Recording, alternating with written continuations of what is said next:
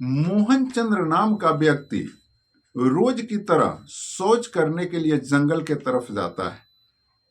भोर का समय होता है, थोड़ा थोड़ा अंधेरा ही होता है और वह जंगल के तरफ जाता है। इसी बीच उसे एक जगह पे पैर में ठेस लग जाता है और वह एक गड्ढे में जाकर गिर जाता है। और जब वह गड्ढे में गिरता है तो उसके पैर और हाथ में जो है गुलगुला सामान, जैसे कोई ऐसा लगा कि कोई जानवर हो या कुछ भी चीज हो, गुलगुला सामान जो है उसके पैर और हाथ में सटता है। अब वह यह जानने का प्रयास करता है कि यह क्या चीज है, उसको गौर से देखने का प्रयास करता है, लेकिन अंधेरे की वजह से उसको ठीक से वो देख नहीं पाता है।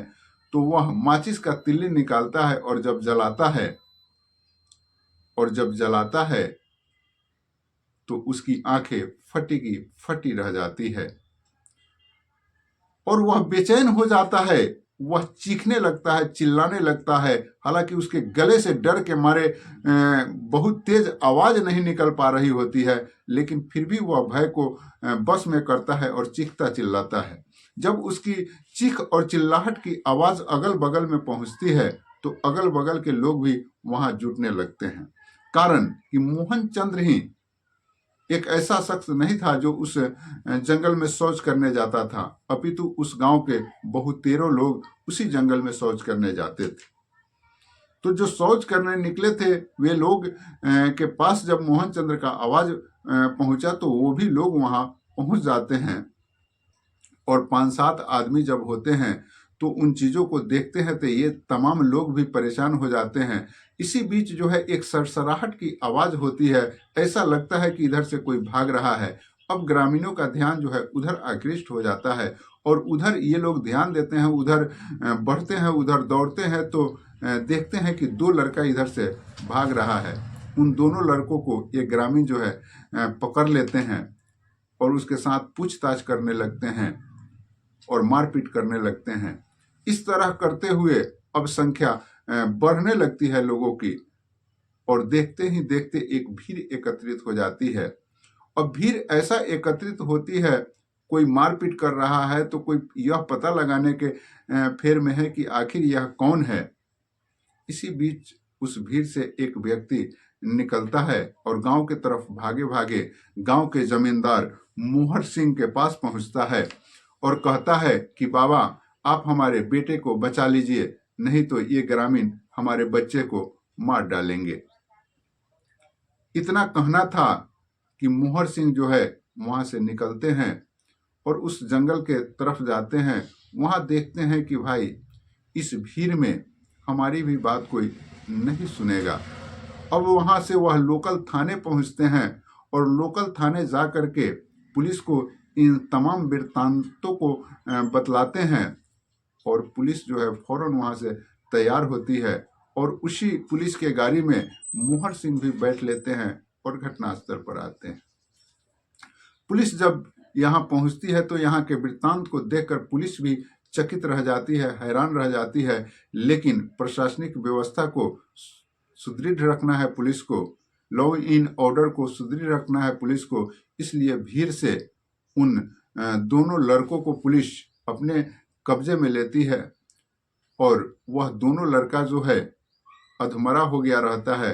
पुलिस जो है उसे फौरन लोकल अस्पताल में भेजती है और इधर इस शव को पुलिस अपने कब्जे में लेती है और पुलिस जब अपने कब्जे में लेती है शव को जो है पोस्टमार्टम के लिए भेज दिया जाता है और उन लड़कों से जब पूछताछ की जाती है तो पहले तो इधर उधर के बातों में भटकाते हैं, लेकिन जैसे ही सच्चाई सामने आती है तो पुलिस भी हैरान हो जाते हैं, पुलिस भी परेशान हो जाते हैं कि आखिर कोई ऐसे कैसे कर सकता है।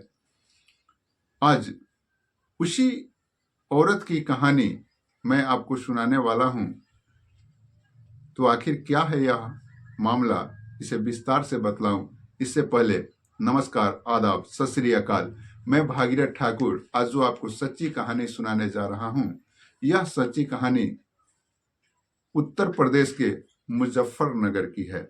दरअसल मुजफ्फरनगर से एक थाना लगता है तेतावी और इसी थाना क्षेत्र से एक गांव लगता है नूना खेरा, और इसी नूना खेरा गांव में मोहर सिंह का एक परिवार रहता है। मोहर सिंह गांव के जमींदार होते हैं। इनका उम्र लमसम 65 वर्ष के आसपास होता है। मोहर सिंह का इज्जत जो है पूरे गांव में बहुत ज्यादा ही होता है। सभी बड़े बुजुर्ग, पुरुष महिला, तमाम लोग मोहर सिंह से अदब करते हैं। मोहन सिंह से लोग यह भावना रखते हैं कि यह एक बड़े व्यक्ति हैं, और इनका सम्मान जो है पूरे गांव में बहुत ही ज्यादा होता है। मोहर सिंह का एक पुत्र होते हैं सुरेंद्र सिंह, और एक पोता होता है पंकज सिंह। ये तमाम लोग बड़े खुशहाली ढंग से रह रहे होते हैं। पंकज सिंह की जो माँ है, वह पंकज सिंह 12 वर्ष का रहता है तभी ही उसकी मृत्यु हो गई होती है। और तब से मोहर सिंह, सुरेंद्र सिंह और पंकज, ये तीनों लोग ही परिवार में रहते हैं। परिवार जो है धनी मनी परिवार होता है, लेकिन महिला के नाम पर कोई नहीं होता है। मोहर सिंह कभी खाना बना लेते हैं तो कभी सुरेंद्र सिंह खाना बना लेते हैं, और इस तरह से इस परिवार की समय कट रही होती है। ग्रामीण रिश्तेदार, ये तमाम लोग सुरेंद्र सिंह पर दबाव बनाते हैं कि भाई ऐसे कब तक चलेगा, तुम्हें एक शादी कर लेना चाहिए। मोहर सिंह का भी अपने पुत्र पर दबाव होता है कि तुम्हें शादी कर लेना चाहिए, आखिर ऐसा कब तक चलेगा। सुरेंद्र सिंह शादी के लिए तैयार नहीं होता है, लेकिन नाते रिश्तेदार और अपने पिता के दबाव पर वह शादी के लिए तैयार होता है। और एक बहुत ही खूबसूरत लड़की जिसका नाम पुष्पा होता है, उससे सुरेंद्र सिंह का शादी तय हो जाता है। और बड़े ही धूमधाम से यह शादी होती है, कारण कि पुष्पा जो है कुंवारी लड़की ही होती है, और सुरेंद्र सिंह के भी परिजनों के तरफ से कोई ये दिक्कत नहीं रहता है, चोरी छिपी नहीं रहता है। इसलिए शादी बड़े ही धूमधाम से गाजे बाजे बारात के साथ होती है, और सुरेंद्र सिंह पुष्पा को ब्याह कर अपने घर लाते हैं। पुष्पा की उम्र महज 21 से 22 वर्ष की होती है, और 19 से 20 वर्ष के आसपास का उम्र पंकज का भी होता है। अब जो है पुष्पा और पंकज में यह लगता ही नहीं है कि यह माँ बेटा हो सकते हैं, इसलिए पंकज पुष्पा को कभी भी माँ कह के नहीं बुलाता है। पंकज जो है पुष्पा को हमेशा पुष्पा नाम करके ही पुकारता है, पुष्पा ये दो, पुष्पा ओ दो, पुष्पा ओ दो। अब इन बातों को जब सुरेंद्र सिंह सुनते हैं तो उन्हें भी ठीक नहीं लगता है, और अब जो है अपने पिता को सुरेंद्र सिंह कहते हैं मोहर सिंह को कि पिताजी थोड़ा सा पंकज को समझाइए, वो अपने माँ को माँ बोल नहीं पुकारता है, वो अपने माँ को नाम रख करके ही पुकारता है। अब जो है इन बातों पर मोहर सिंह भी ध्यान देते हैं, और वह पंकज को समझाते हैं कि वह तुम्हारी माँ है, तुम उसका नाम रख के भला कैसे पुकार सकते हो। लेकिन इन बातों की परवाह जो है पंकज नहीं करता है, और पंकज कहता है कि आखिर ये तो हमारे उम्र की है, हमें माँ बोलने का हमारे अंदर से जिज्ञासा ही उत्पन्न नहीं होता है, इसलिए मैं इसे माँ नहीं बोल सकता। लेकिन उसके बाद भी मोहर सिंह समझाता है, बुझाता है, लेकिन इसके रवैये में कोई परिवर्तन नहीं होता है। मोहर सिंह यह बंदिशें लगाता है कि पंकज, अब तुम्हें घर में जो है यूं ही पहले की तरह नहीं जाना है, अब जब हम घर में प्रवेश करेंगे तभी तुम्हें घर में जाना है, बेवजह घर में नहीं जाना है। कारण कि मोहर सिंह ऐसे ही गांव के जमींदार तो नहीं है, उनके अंदर भी बुद्धि विवेक था। इन चीजों को वह परखने का प्रयास भी करते थे और समझ भी रहे थे कि हम उम्र के ये दोनों है, हो सकता है कि रिश्ता गड़बड़ हो जाए। तो इन बातों को ध्यान देकर बंदिशे मोहर सिंह के द्वारा लगाया जाता था अपने पोते पर, लेकिन घर की मामला थी, आखिर बंदिशे कहां तक लग पाती। तो इसी में पंकज का एक दोस्त होता है हरिओम उर्फ बिट्टू। हरिओम उर्फ बिट्टू से पंकज जो है अपनी तमाम बातों को शेयर करता है और यह बात कहता है कि यार, हमारे पिताजी जो शादी करके लाए हैं वह औरत हमारे मन को भा गई है। और इस तरह से वह उससे बातें करते रहता है, दोस्ती यारी रहती है। अब जो है पंकज कभी नहाते हुए तो कभी खाते हुए तो एन केन पराकेन किसी तरह से गंदी निगाहें जो है अपनी मां पुष्पा पर रखने लगता है। अब जब इसकी बेचैनी बढ़ती है, जब इसकी परेशानी बढ़ती है, जब इसकी वासना की भूख बढ़ती है, तो यह हरिओम से इन बातों की चर्चा करता है और हरिओम उसे सलाह देता है कि अगर तुम ऐसा करना चाहते हो तो पहले प्रपोज करो, कि वह क्या कहती है। हरिओम अब पंकज एक दिन जो है पुष्पा का आंचल पकड़ लेता है और कुछ बातें कहने का प्रयास करता है, कहता भी है। इस पर पुष्पा जो है उस पर क्रोधित होती है और वह अपने पति सुरेंद्र सिंह और अपने ससुर मोहर सिंह को यह बात कहती है कि थोड़ा सा पंकज को समझाइए, उसका व्यवस्था ठीक नहीं है। हालांकि इन बातों को पूर्ण रूपेण वह नहीं बताती है, कुछ बातें छिपा लेती है। अब जो है बंदिशे और पंकज पर बढ़ने लगता है। अब बंदिशे बढ़ता है, फिर वह हरिओम से बात करता है कि यार बात तो बिगड़ गई। तो हरिओम कहता है कि मैं तुम्हें एक और कला बताता हूं, तुम्हें मैं नशे का दवाई ला करके दूंगा और जिस दिन तुम्हारे पिताजी और दादाजी घर पे नहीं रहेंगे उस दिन तुम उस नशे की दवा किसी भी प्रकार से किसी भी पेय पदार्थ में मिलाकर अपने माँ को खिला देना और वह जब बेहोश हो जाएगी उस परिस्थिति में तुम उसके साथ अपने हवस की पूर्ति कर सकते हो।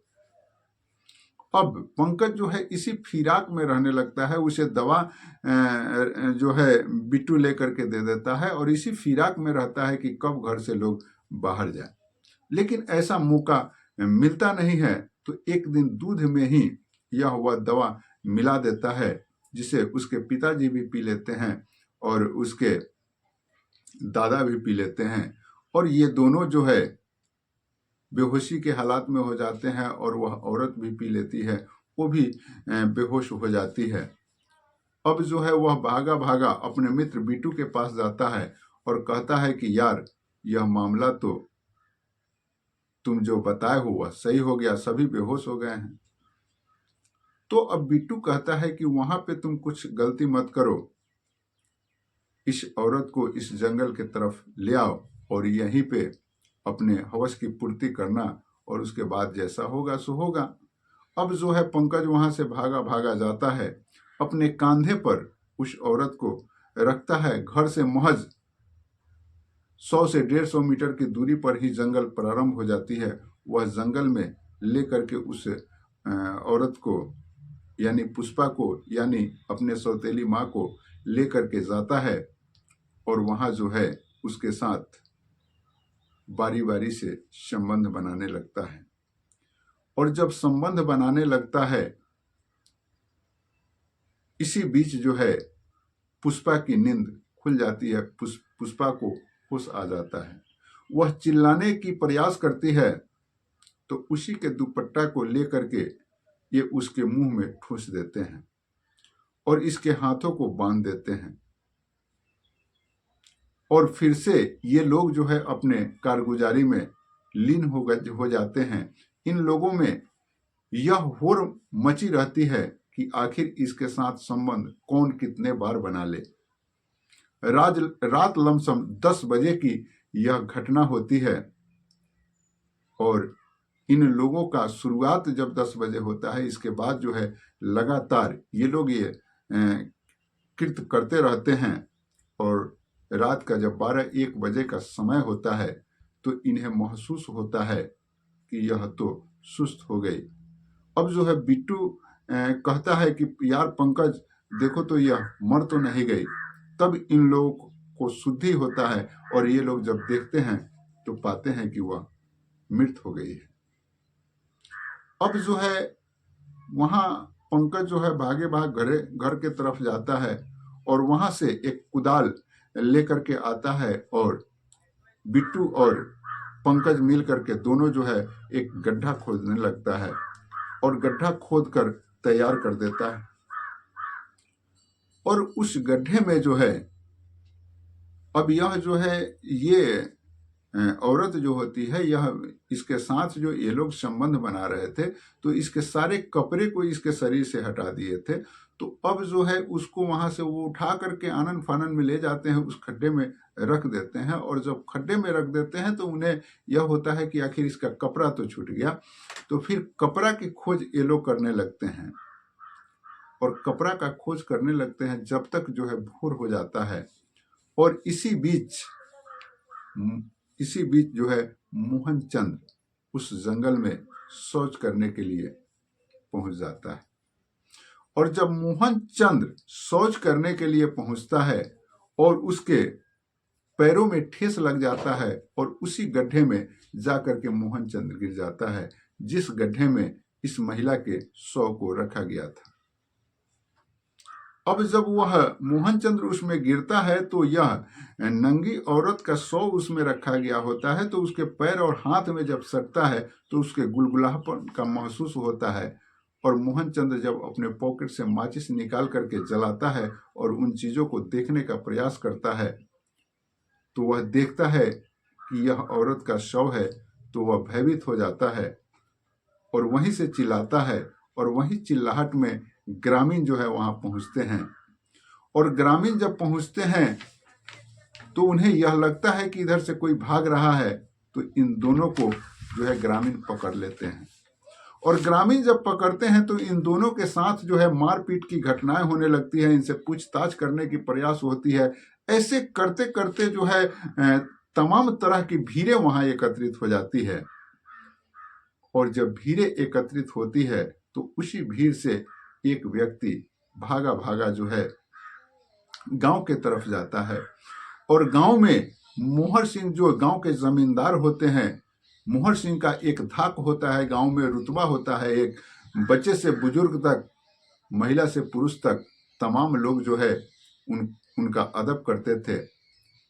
और उसी व्यक्ति के पास यह व्यक्ति भागा भागा दौड़ता है, पहुंचता है और कहता है कि बाबा हमारे बच्चे को बचा लीजिए। मोहर सिंह कहता है कि आखिर बात क्या है। तो यह सुरेंद्र सिंह जो है कहता है कि बाबा हमारे बच्चे को भीड़ जो है बेरहमी से पीट रही है, आप नहीं जाइएगा तो यह भीड़ जो है हमारे बच्चे का हत्या कर देगा। मोहर सिंह का उम्र जो है 65 वर्ष के आसपास होता है।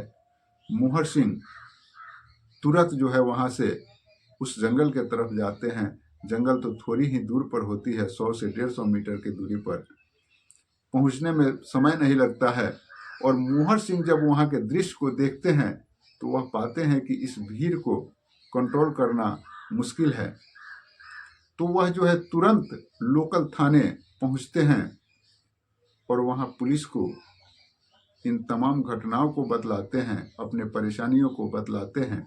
पुलिस तुरंत जो है वहां से बगैर देर किए हुए मोहर सिंह को अपने साथ अपने ही गाड़ी में बैठा करके उस जगह पर, उस घटना स्थल के जगह पर पहुंचती है। और पुलिस जब वहां पहुंचती है तो वो भी हैरान और परेशान हो जाती है वहां के माजरा को देखकर, वहां के कृत्यों को देखकर। लेकिन कहते हैं कि पुलिस को लॉ इन ऑर्डर का ख्याल रखना है, इसलिए पुलिस जो है उन दोनों को उस भीड़ के चंगुल से बचाती है और उन दोनों को जो है इलाज के लिए लोकल हॉस्पिटल में भेज दिया जाता है। और इधर इस औरत को जो है पोस्टमार्टम के लिए भेज दिया जाता है। और अभी पोस्टमार्टम के लिए भेज दिया जाता है। अब इसका जो है इलाज जब चल रहा होता है तो यहाँ से डॉक्टर जो है इसे रेफर कर देते हैं, तो ये भी जिला अस्पताल में चले जाते हैं ये दोनों लड़के, और वहाँ इनका इलाज चलने लगता है। समय 3 दिन का बीत जाता है, पोस्टमार्टम रिपोर्ट भी आ जाता है। अब ग्रामीणों में एक जो है आक्रोश उत्पन्न हो रही है कि आखिर ऐसे दरिंदे को ये लोग क्यों बचा रहे हैं। ग्रामीणों का रोष व्याप्त होते जा रहा है।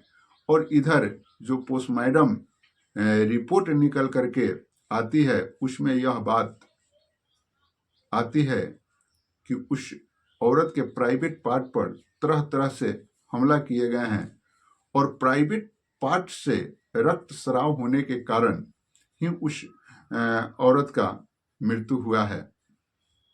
अब जो है पुलिस इन दोनों को, पंकज और बीटू को, इलाज से लाती है और उसके बाद जो है दोनों से पूछताछ करने के बाद, तमाम प्रक्रियाओं को पूरा करने के बाद इन दोनों को पुलिस जो है जेल भेज देती है। और ये कहानी जहां तक भी जाती है, जो भी लोग सुनते हैं वे सभी सर्वसार हो जाते हैं, सोचने पर मजबूर हो जाते हैं कि कैसे कैसे लोग आज इस संसार में हैं जो किसी भी रिश्ते नाते को नहीं पहचानते, सभी रिश्ते नाते को कलंकित करते रहते हैं। मित्रों, मैं यह वीडियो किसी को दुख पहुंचाने या परेशान करने के लिए नहीं, अपितु आप सतर्क हो सके, सशक्त हो सके, जागरूक हो सके, इसके लिए लाया हूं। आप सोच सकते हैं कि कहाँ व्यक्ति सुरक्षित है, और ऐसे ऐसे कृत्य तो बहुत सारे होते हैं। बहुत सारे इन सौतेले माँ बेटों की कहानी प्रचलन में आती है। हालांकि यह संसार सभी चीजों से भरी पड़ी है, लेकिन रिश्ते को ही कलंकित लोग करते हैं, और जब रिश्ते को कलंकित करते हैं तभी इस प्रकार की कहानियां बनती है। इसलिए इस तरह के कृत्यों से बचें, और समाज में ऐसे कृत्य अगर कहीं हो रहे हैं तो उनको प्रयास करें कि कुछ ऐसा जानकारी दे कि वे भी उस कृत्य से बचे। अपने दोस्त यार को बहकावे वाला रास्ता नहीं बतलाए। इन्हीं सब जानकारियों के लिए हम लोग यह वीडियो देते रहते हैं। बाकी मिलते हैं एक नए वीडियो में, अब तक के लिए इतना ही। जय हिंद।